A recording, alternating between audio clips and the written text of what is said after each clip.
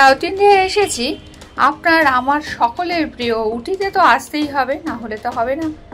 তো এখানে এসে উটিতে তো সেখানকার চা বাগান, টয় ট্রেন,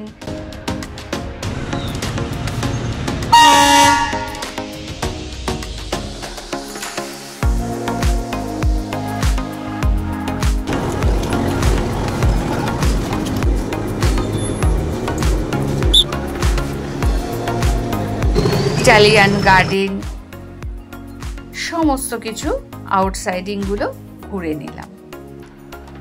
বোট ক্লাব, সেখানেও ঘুরে নিলাম। আর এখান থেকে বেরিয়ে পড়তে হবে বাড়ির উদ্দেশ্যে।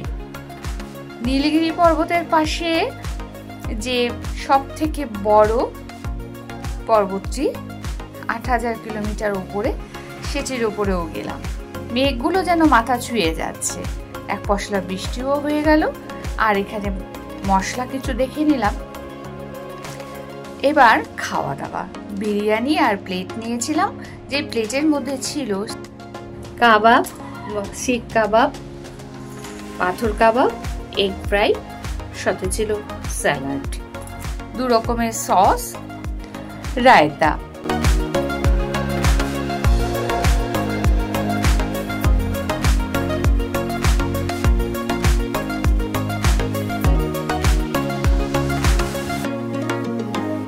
সাথে ছিল ল্যাম্ব সোডা আর ছিল ফিরনি।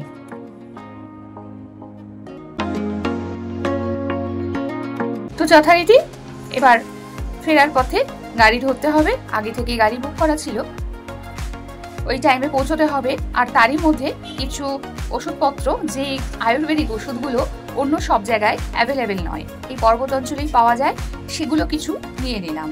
বাসে টাইম মতো পৌঁছে গিয়ে বাসে উঠে পড়েছি, আর বাস ছেড়েও দিয়েছে সময় মতো। এখন বাজে ৮টা, পৌঁছবো সকাল ৫টায়।